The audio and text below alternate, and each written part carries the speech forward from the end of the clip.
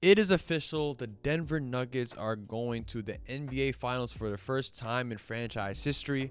This is the first time they beat the Lakers in the playoffs, and it's the first time also that they swept a team in the playoffs. They won this game 4 in a nail biter, 113-111.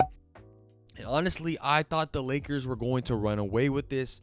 Going into this game, I thought the Lakers were going to at least get one game. I mean, it's LeBron James, backs against the walls. LeBron does not get swept. And it looked like he had the mentality right off the bat. 31 points in the first half. Only 10 points, I think, in the second half. So he was kind of slowed down, but he looked stupid aggressive, which was attacking Jokic right out the gate. No one could stop him, but then he slowed down. And just the Nuggets. Let's give some respect to the Denver Nuggets because, yes, they were the number 1 seed in the Western Conference, but I was like, are they really the favorite? I mean, I think the Vegas odds had like Phoenix, Golden State because they're reigning champions, even the Lakers. Like, I remember seeing that. I think Denver maybe had the 3rd or 4th best odds to come out the Western Conference as the 1 seed, and they did it. They did it, and rightfully so because they're one of the 2 best teams in NBA right now. Arguably, could be the best team. We'll see what happens in the finals if they actually pull it out and win it. But they look amazing. Number 1 offense through these playoffs. We saw this during the season. They were a top 5 offense during the season, but during these playoffs, number 1, scoring 119.7 points per 100 possessions. I mean, if you look at it, Nikola Jokic, yes, we know him. Arguably, he's making a case that he should have been the MVP, and he's unstoppable. I mean, today, 30 points, 14 rebounds, 13 assists, was making some tough shots. I mean, we know about the touch he has around the rim, but shooting-wise, he had 3 threes. He had that one-legged fadeaway. Just a tough bucket. He makes some tough buckets. I mean, he wasn't as efficient as we're used to him being. He was 11 for 24, but still, just getting buckets, getting opportunities for his teammates. It's been fun watching Nikola Jokic. I know I mean, defensively, he's not where you want him to be, but he's a presence. Does he get the job done? Yeah, but what he does offensively is unspeakable. Best player in the world right now. And Jamal Murray, shout out to Jamal because he's been playing great all this playoffs. Obviously coming off the ACL injury, he looks like Bubble Murray again. Through these playoffs, he's averaging 27.7 points on 48% from the field and 39.8% from 3-point line. He's been looking good, and I think the big thing for like this series that I was looking for in terms for the Lakers was trying to stop or slow down Jamal Murray, because you're not going to stop or slow down Nikola Jokic. He's going to do his thing regardless. So, I mean, if the Lakers are going to have a chance, they were going to have to stop him, and they couldn't. He's making tough buckets, getting to the basket, hitting some tough threes. Happy for the guy. And when you talk about the surrounding players, Michael Porter Jr. has been very consistent for this team throughout the playoffs, giving you 15, 16 points per game, but, always getting on the boards too. And he's just a gunslinger. His confidence never wavers. I mean, today, shooting wise, he did not shoot the ball that well. 5 for 16, but at least he's not going to stop shooting. That's what you need from him, Continue to keep shooting. Aaron Gordon too. Was kind of like a borderline all-star this year, but he gives it to him on both ends. And I think a good change for them was just taking him out of the dunker spot and telling him to shoot the ball.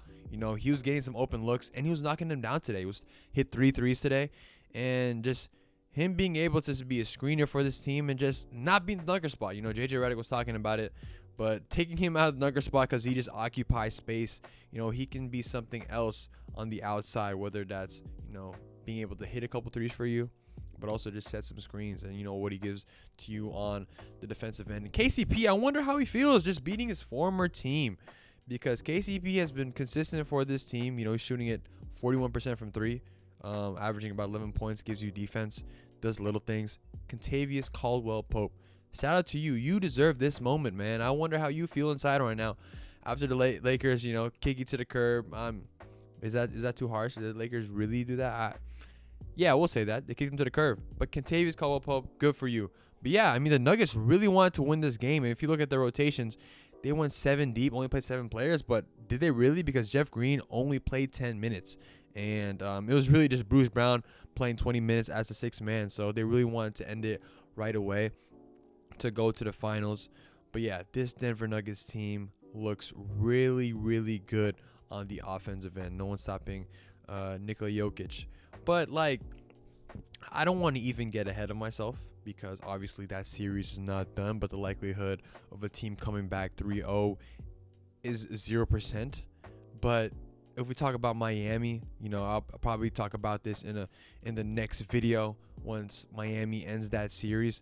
But it's going to be a fun series. I know like there's like people talking about that this series might have like low ratings because Nikola Jokic, to the casual fans, I feel like he doesn't get the same respect that a 2-time MVP back-to-back should get.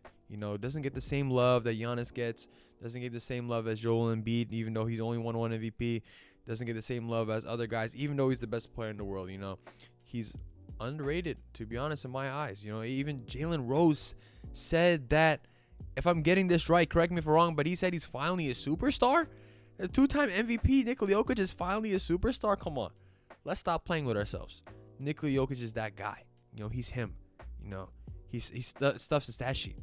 But yeah, it's gonna be fun. I mean, to the casual fan, maybe not excited for it, but if it's Denver and Miami, it's going to be fun because there's no two teams that are better than these two, right? I mean, it doesn't have to be explained because these are the Nuggets are now in the finals. The Miami Heat are one game from going to the finals. And offensively, if you look at the offensive rating wise, Denver's number 1, but Miami's number 2. And it's weird with Miami because through the year, they've been like bottom 5. I think they're 25th in offensive rating. Did not show any offensive consistency. We have to do a case study on the Miami Heat and how they just elevated to this level. I mean, defensively, you know what they're going to give you because they got Bam, they got Jimmy, they got a bunch of dogs. But offensively, just the non-Jimmy Butler minutes, like I said, I'll talk about this in probably the next video. I just want to talk about it right now since I'm on the mic in front of the camera. But the non-Jimmy Butler minutes, which you're getting from Gabe Vincent, Max Strus, D-Rob. Shout out to D-Rob. We need the Long Shot podcast coming back. Please, I'll be a guest for you. Give me the account and I'll talk for you on there. I don't know. We need that back. And then Bam Adebayo playing at an elite level. It's going to be a fun series. The two best teams we need to see it. Jimmy Butler. The best two players right now in the world right now at this moment is Nikola Jokic and Jimmy Butler. We need to see it happen. So I'm excited for it. Basketball is booming. But yeah, it's been a minute since I've been in front of the camera. But we're back. Until next time, peace.